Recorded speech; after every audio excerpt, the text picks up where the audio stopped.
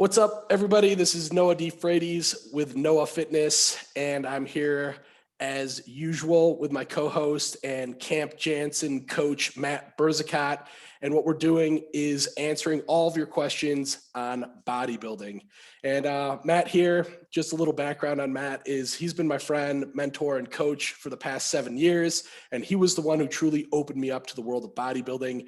Matt's been competing since 2004. He's been on the national stage multiple times and just barely eking below that pro card, but he's going to absolutely nail that. Matt has also been coaching competitors for since 2009, so over a decade here.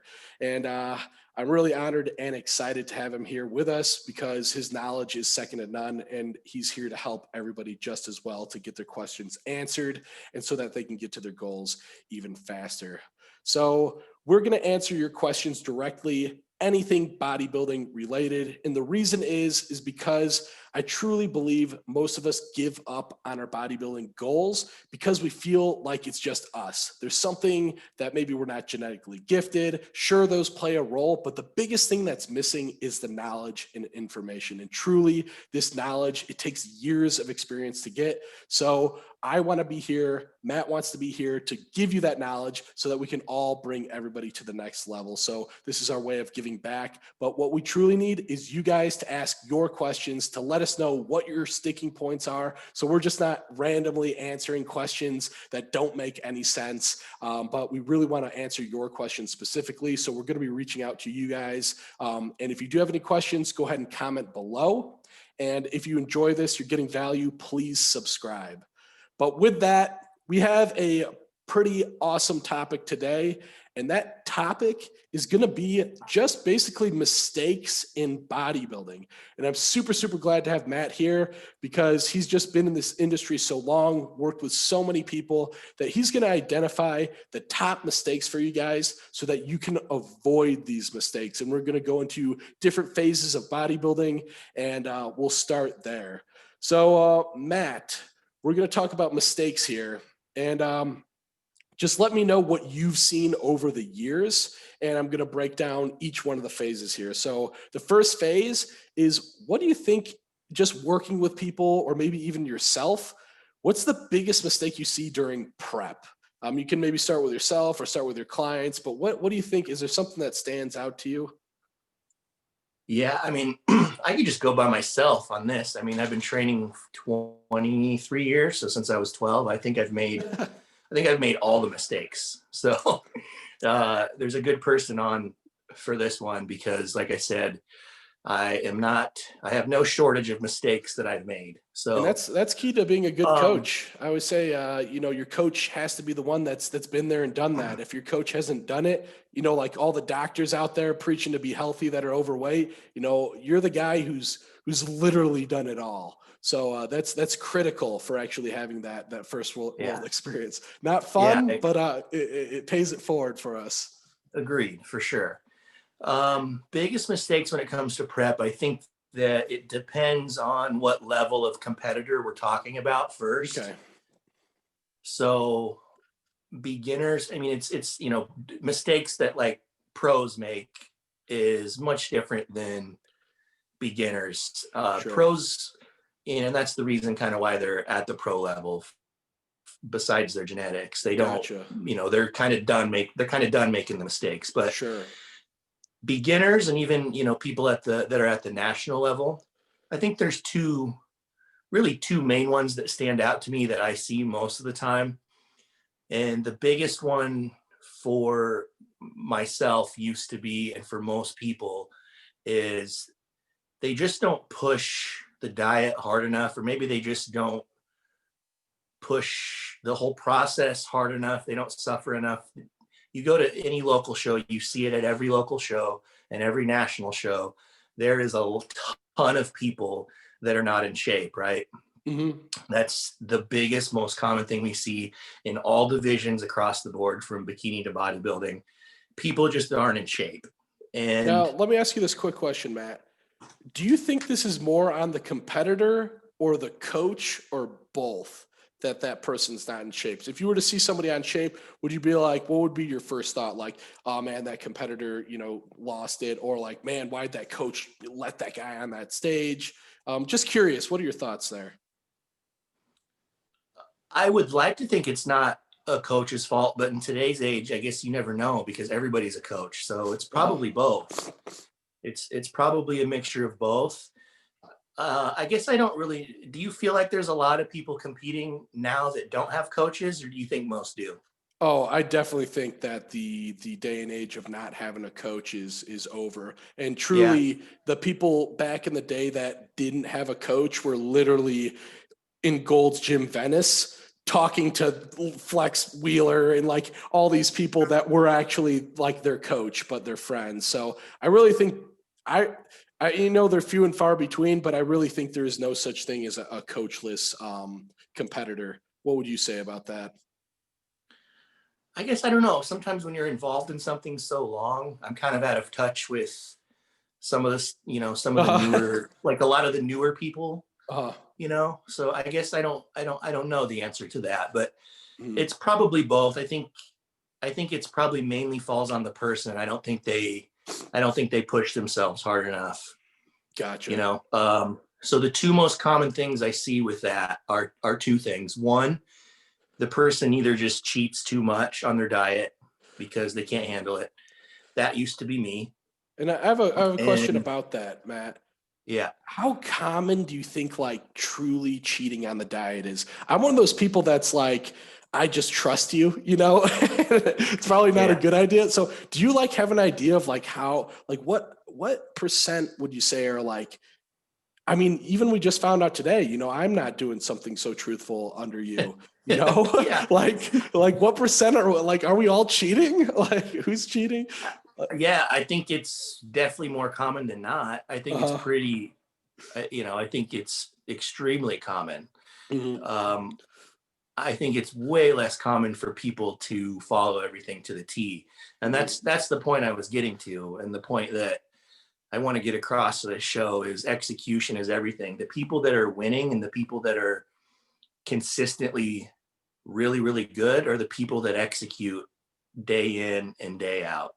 That's what this uh, sport is, if you want to call it that, is all about.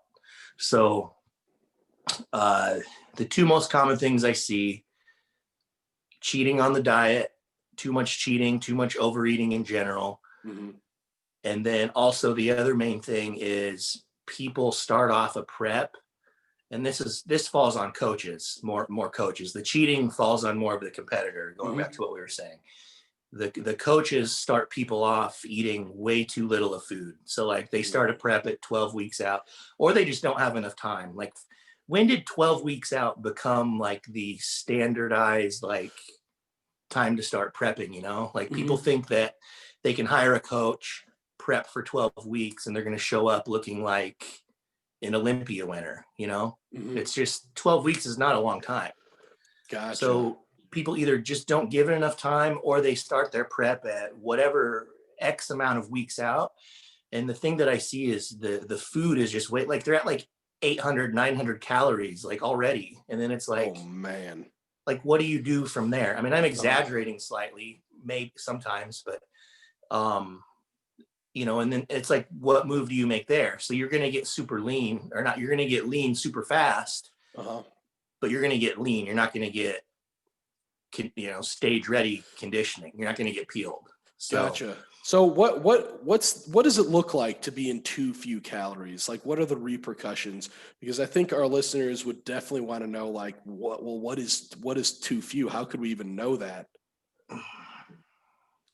well, it's hard. It's kind of hard to say how few is too few, but Mhm. usually anything under, across the board, male, female, whatever, anything under 1,000. Obviously, the bigger you are, this Mhm. needs to be adjusted. And if we're dealing with male or female, but anything like that's under 1,000 calories, like, I mean, I'm not saying I never take people there. There's sometimes you definitely got to take people there, but that stuff like at the very end, that Uh-huh. when you're just burning the boats and you're trying Gotcha. to get that last little bit off. Yep. But like there's some people that they go from, it's like, oh, time to start prep. And they just like they start off with 2 hours of cardio. They start off eating 1,000 calories. They start off taking T3, every fat burner. You know what I mean? They just throw the kitchen sink in at the Uh-huh. beginning. And then of course that will work for a short amount of time. But as you go on, you stall out and you don't get any better because you have no more moves to make. Everything is basically, you're already doing it. Gotcha. So I think those are the two most common things I see: overeating and that. And those are the two things that ultimately lead to people not showing up in shape, or they just don't have enough muscle yet. If you don't have enough muscle, like, even people slam bikini girls a lot, but like, even if you're a bikini competitor, they need to have some kind of solid foundation. Hmm. You can't just be skin and bones and then be like, okay, I'm going to do a bikini competition. Like, you need to have some meat on your bones. You need to have a healthy resting metabolic rate so you can Uh-huh. get lean enough to physiologically get lean enough. So, Gotcha. across the board, I think people just don't take enough time, and they don't have enough muscle. So Gotcha. all of those things play a role. So I have a question for you, and I think those are amazing points here. Is people really just not being adherent to the diet to the point where they're actually going to get into that peak conditioning, and also to the point of not having enough time to prep or starting off too low.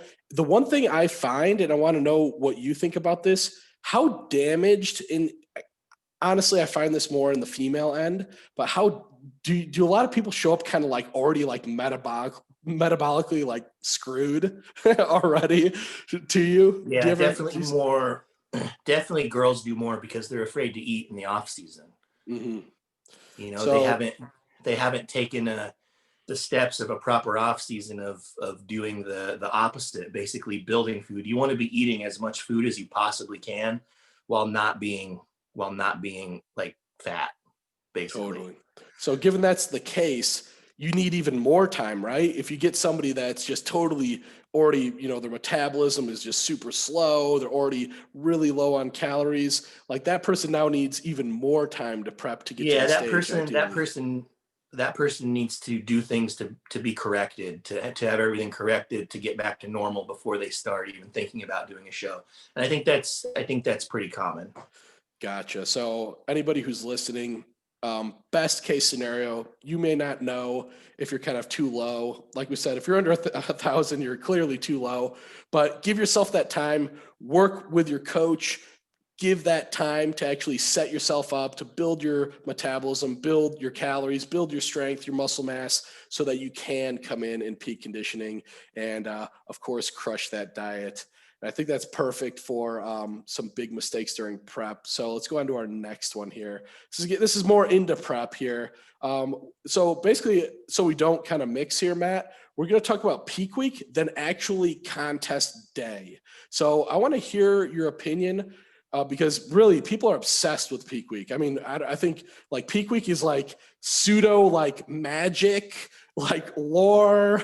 There's like ancient texts about it or something out there on like what you Yeah, should do, yeah, chemistry, like, PhD chemistry, all that stuff goes into peak week. But then there's people who are making it, just straight simple as possible. But where do you see the biggest mistakes in peak week? And I like how we're doing it so far is because there's probably this split is like beginners and then advanced, because I feel like both of them have like their own things that they totally jack themselves with. Am I right about that? yeah, yeah, Okay. for sure. I think peak week, it's probably the same across the board. Okay. Although I will say that at the advanced level, like, the more muscle someone has, like the open pro bodybuilding guys, definitely the trickier it gets. Oh, I can imagine. Um, because you can see every little change in their body. The bigger you are and the more extreme the level of conditioning gets, the more every little thing matters. Oh, seriously. So, Did you hear Chad Nichols talk about how he messed up Big Ramy? no. Oh, basically, No, he said everything was perfect. I forgot what show this was. It was the last one he competed in. well, But he's only helped him for one. That okay, one, the last one, whatever. what show was It was that? the Arnold. Okay, so it was the Arnold, and Chad said everything was perfect.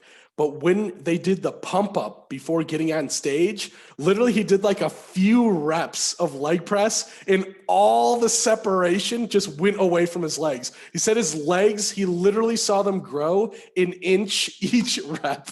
And he was like, no. And I'm Yeah, like, and whoa, that's dude, how, different I'm these glad guys' I'm glad physiques you are. told that story, and I'm glad we brought this up because I think that's where a lot of the myths stem from peak week is people hear stories like that and they think like, oh, that's going to apply to me. They hear Mhm. they hear what's the main thing you hear everybody say after every show? Like, oh, I was flat. I was flat. I was Uh-huh. flat. I was flat. No, you weren't. You were just not in shape. But people hear that at the professional bodybuilding level. Those things and those rules and those mishaps don't apply to anybody else because you don't Mhm. have the level of muscularity or the level of conditioning that they do. Yep. So people hear those stories and they think it gets in their head like, oh my God, I changed from this minute to this minute. No, no, you didn't. You just weren't in shape. And a lot of that's a mentally a cop out too, because it's easier to think that to yourself than think, well, I just wasn't in shape.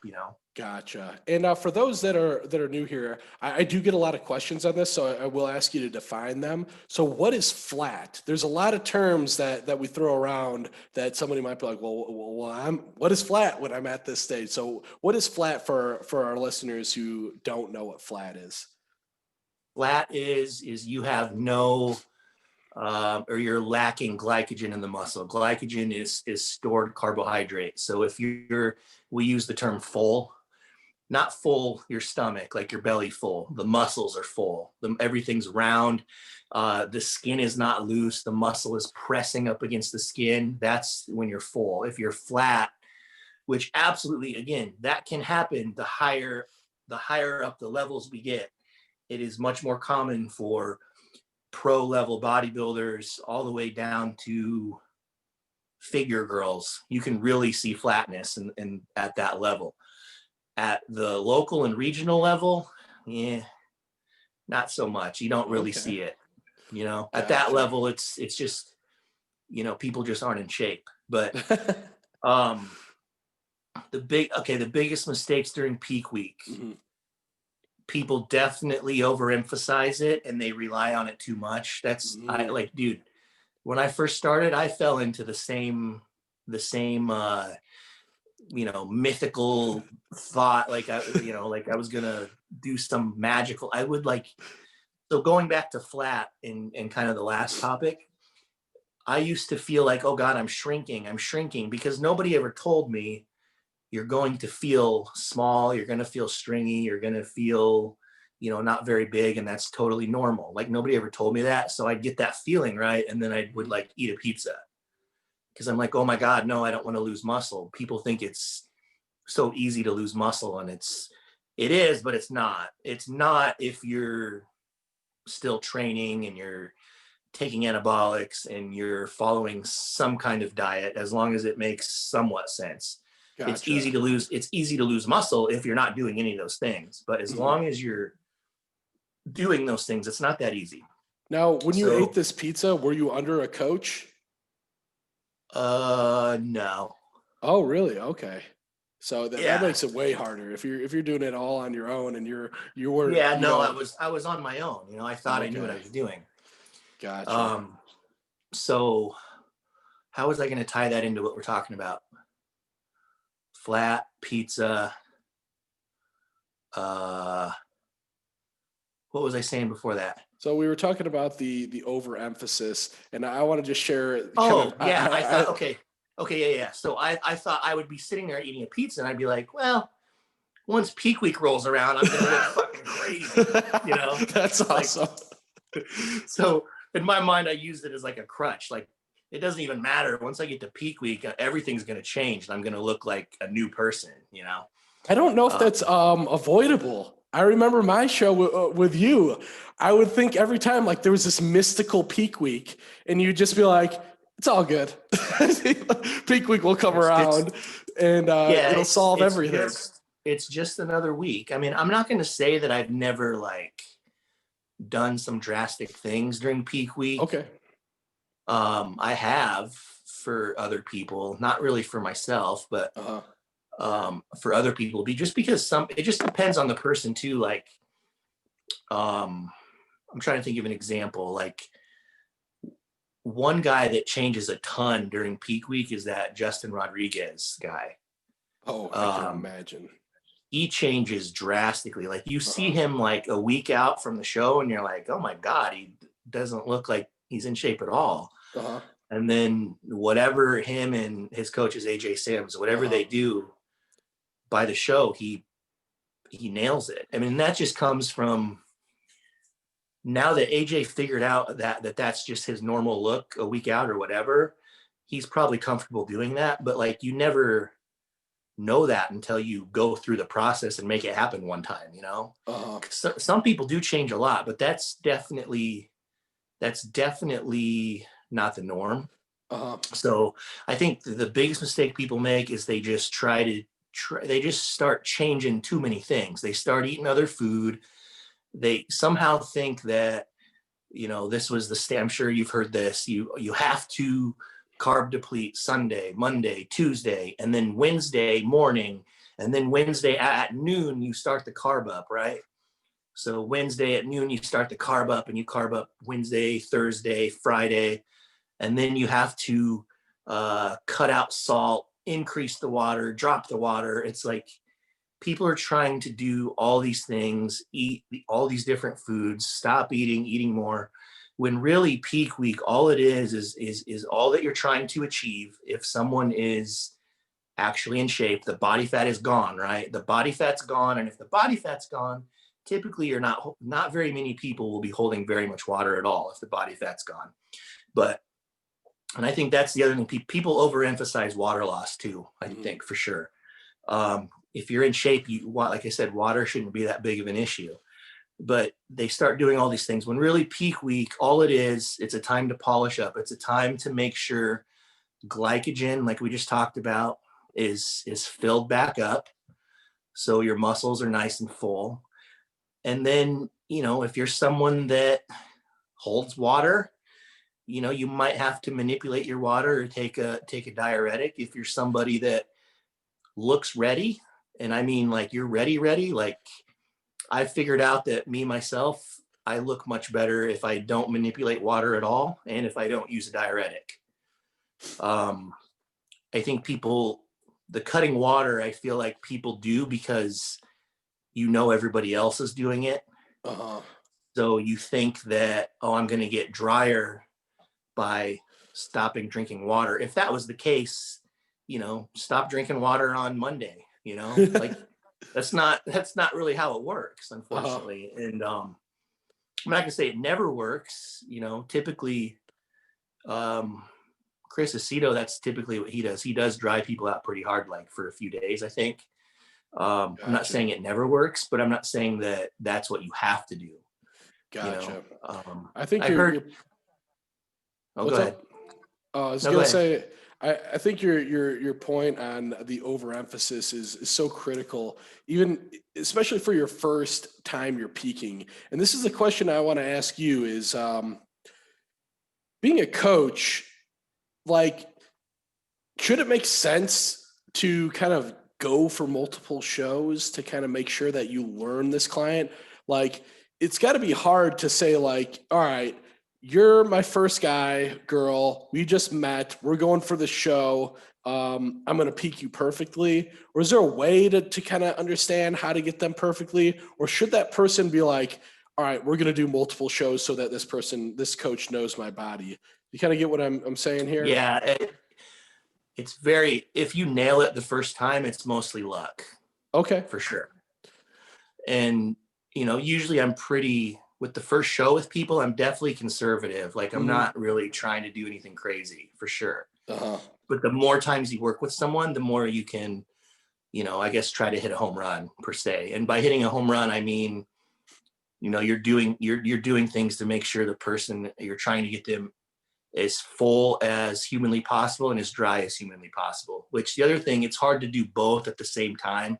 I Mm, think if you split the process up, so fill someone out first and then worry about taking the water off after, take it one at a time. It's hard to do. It's too hard to do both at the same time, I feel like, if you gotcha. are if you are going to go that route. But the most important thing that you've heard, every veteran say is just be ready.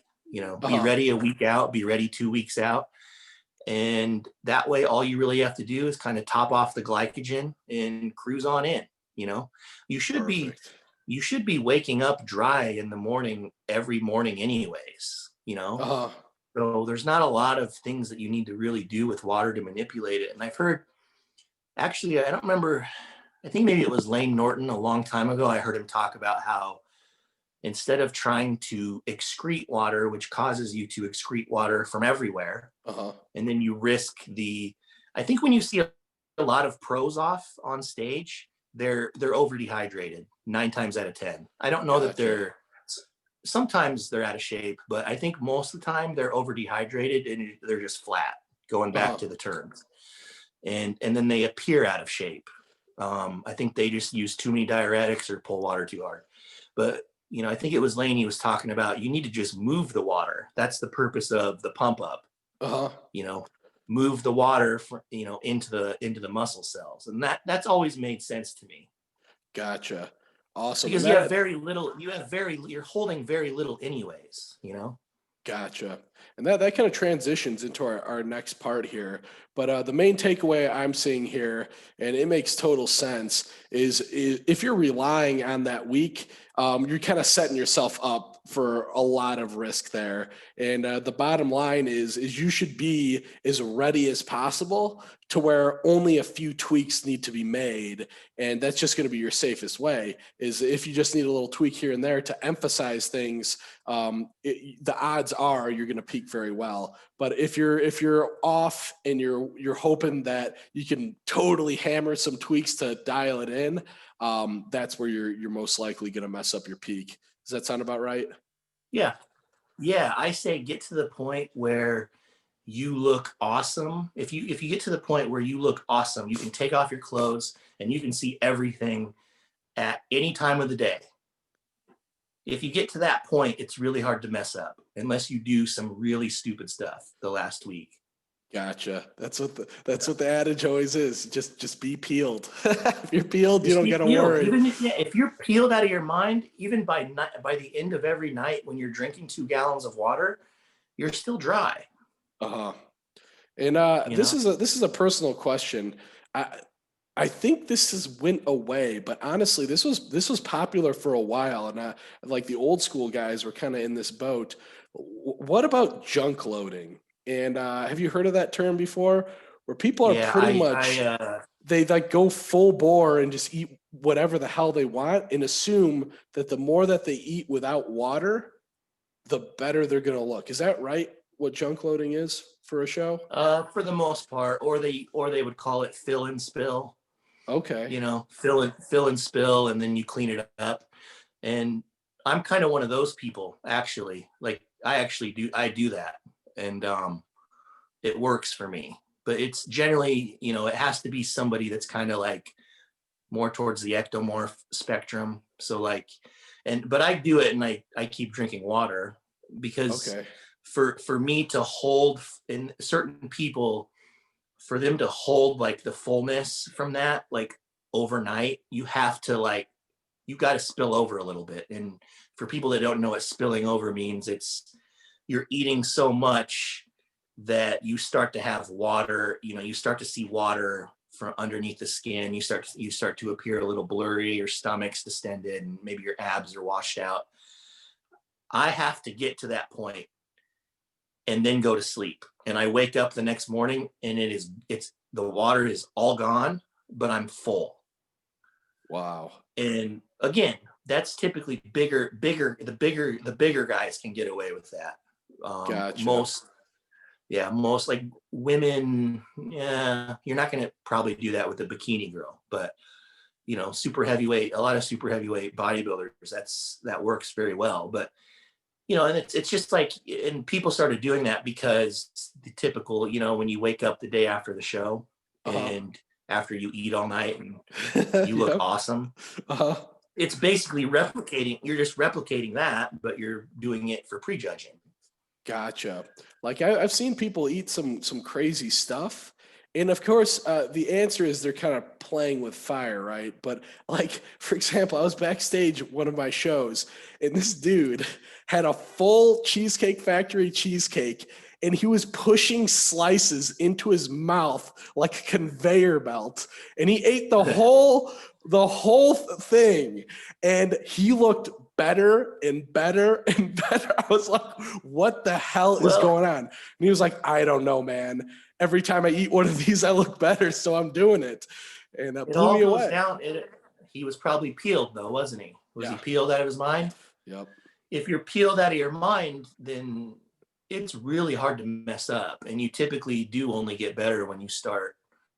It's not like that there's some special foods. Like people are like, well, what foods do I need? It's like, it's not anything special about the foods. It's just the abundance of calories and the salt and and to say like, can you do that? Can you do that without drinking water?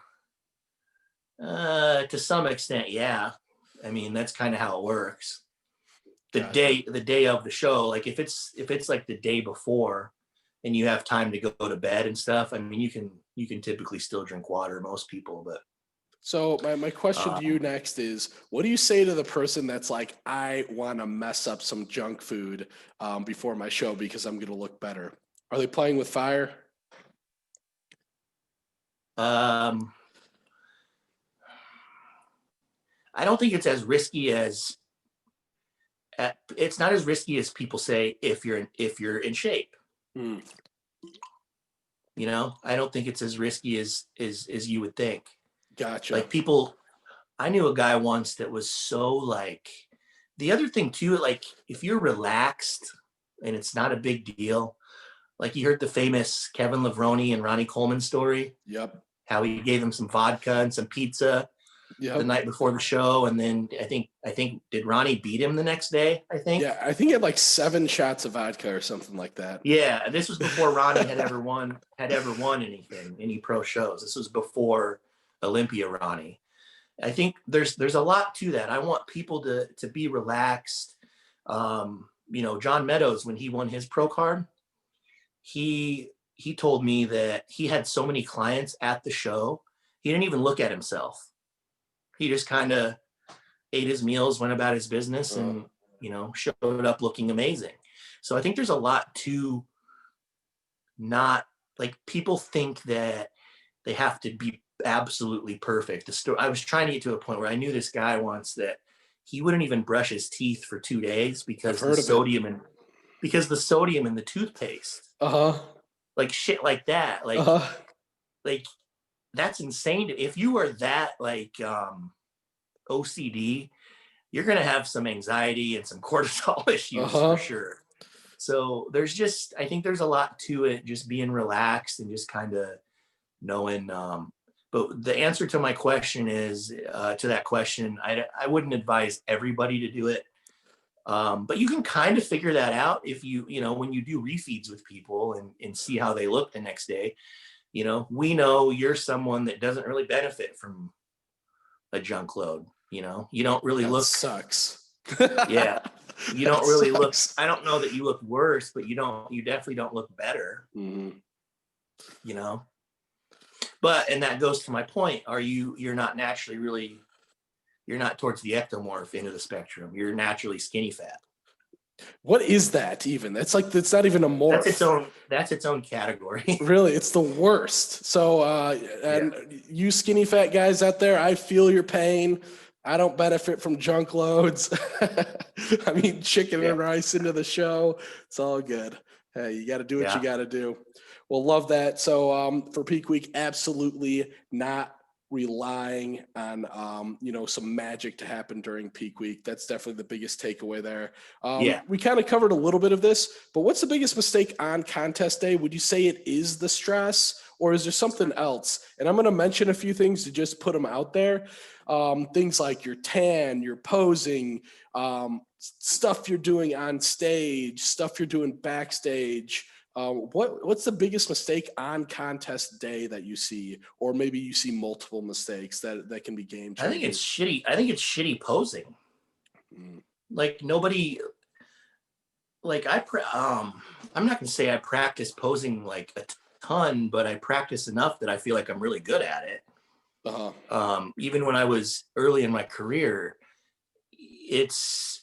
people definitely these days underemphasize the importance of posing in your stage presence.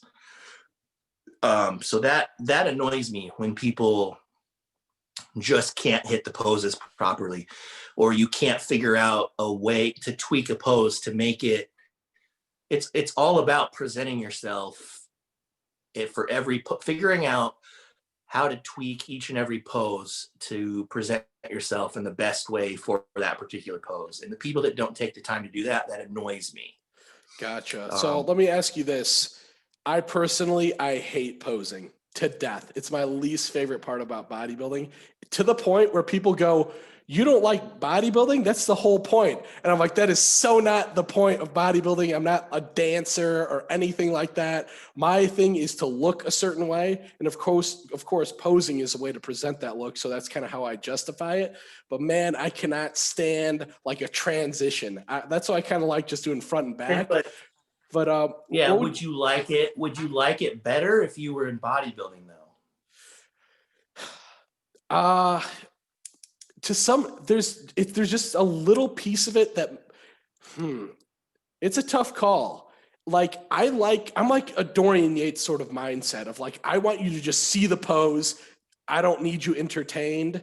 I just although he was very entertaining, don't get me wrong at that. Dorian Yates he was a good poser though. Yeah, he was a great poser. So he was just nailing those poses. I'd rather it just be like nail the freaking poses and you get judged on the quality of those poses. But like entertaining the crowd, doing a show, for me, that just doesn't strike me. And I've nothing against it. Yeah, but that's okay. I mean, those aren't the guys that typically win shows anyways. It's as long as you know how to present yourself in the mandatories, in a good way, and you don't look like you've never been up there before, just look polished, So what would you recommend to somebody who struggles posing? Say you don't have to be like a Kai Green or anything.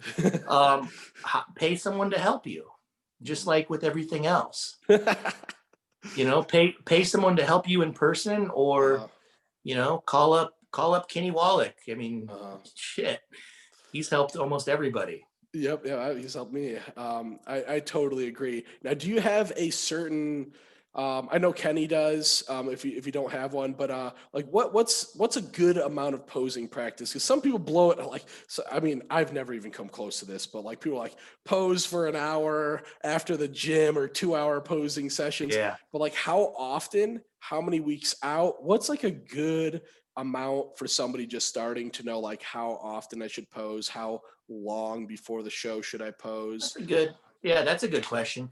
You know who's like that? You know who posed every day for an hour? Gerald. Really? Wow. Yeah, after cardio, maybe not an hour, but he'd do 30 minutes after cardio twice a day. So wow. I would say at least go through your quarter turns and your mandatories a couple times a day, as soon as you start prep.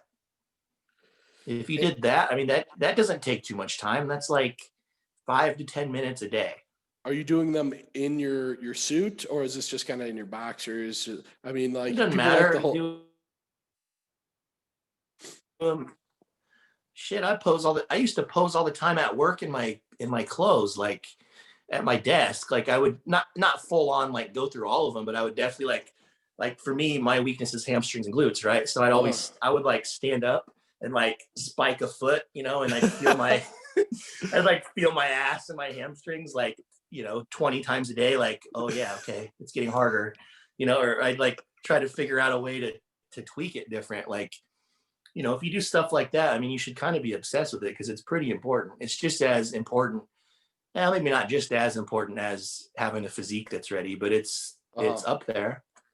Totally. Um, but as far as like X's and O's, biggest mistake on show day is probably like people are obsessed. Going back to peak week, they're obsessed with eating like different foods on show day. Mm, Like, what do I eat today? Like, there's some magic food that's gonna bring out like, or that's gonna make like this huge difference. Like, just eat your normal food. mm. There's no, yeah, especially like I'm not gonna introduce something the day of the show that's gonna like cause someone's stomach to blow out. Oh The day of yeah. the show, you really just want to eat like you just really want to eat like the least amount necessary, pretty much. Gotcha. And that's such a great point, that I totally see so many people, literally most, I guess not as much as I used to, but a lot of people, they change it up drastically. They're going to different restaurants. They're eating foods that they didn't eat the entire prep. But if you just think about it, if you've eaten anything that doesn't agree with your body, it can ruin the whole freaking day.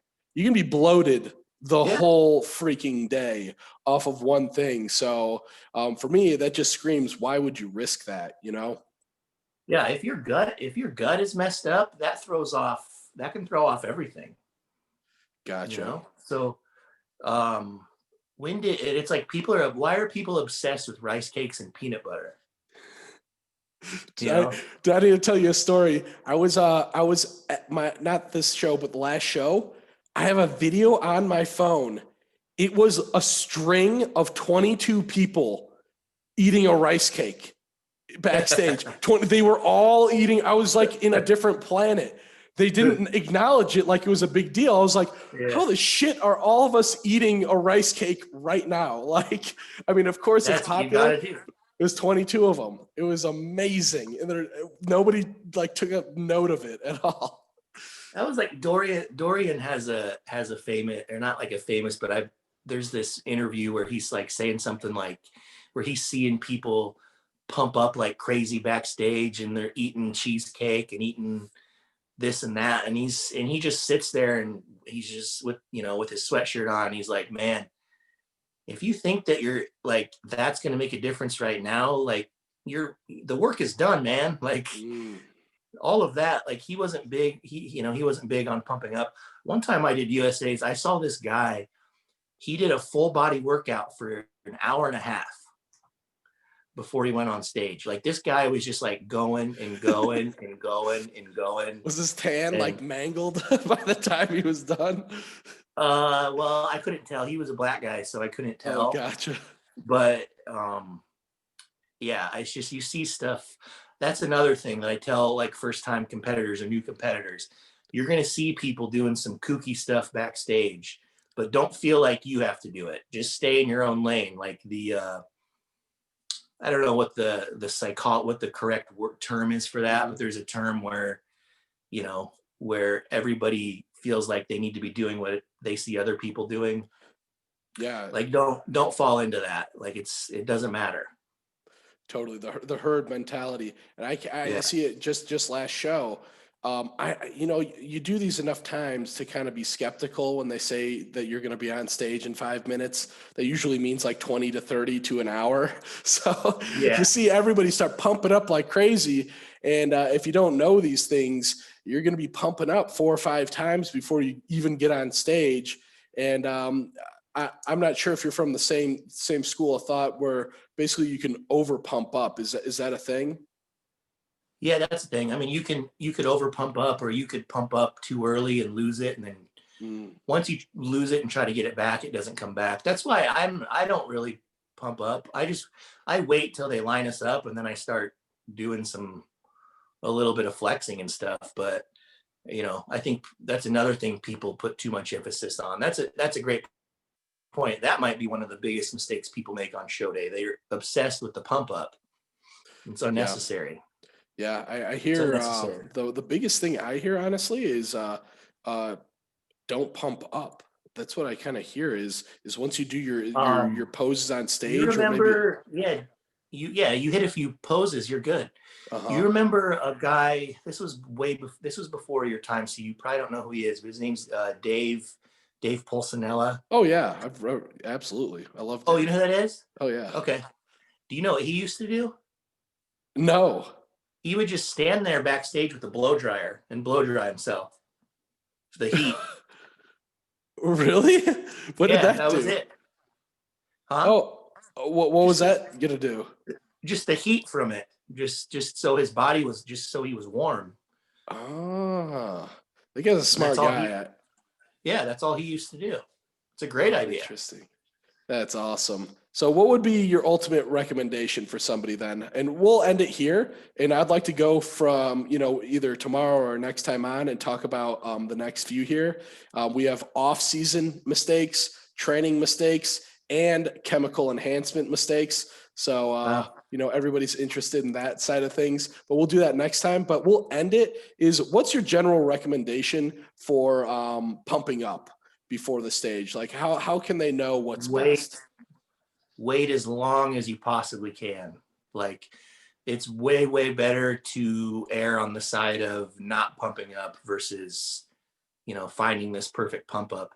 And really the only things that you really need to pump up are like your delts and your chest. Mhm. Like that's it.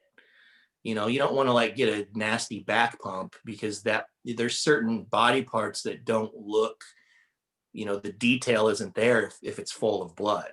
Mhm.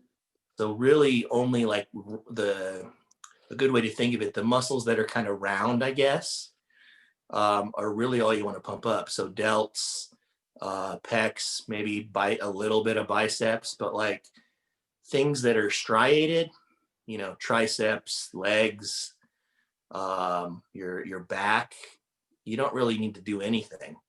Maybe you could maybe do a little bit of pulling because that'll help people connect with their lats maybe a Uh-huh. little bit, but that my biggest advice would be err on the side of under pumping versus over pumping. And don't get stressed out about it at the last minute. Like people get stressed out, like, oh fuck, they're in this massive hurry. Another Uh-huh. tip, get your glaze, your oil on, you know, early. So you don't have to worry. Like people wait. It's like this thing where people are backstage and you're not doing the fucking Olympia. Like you don't need to hide.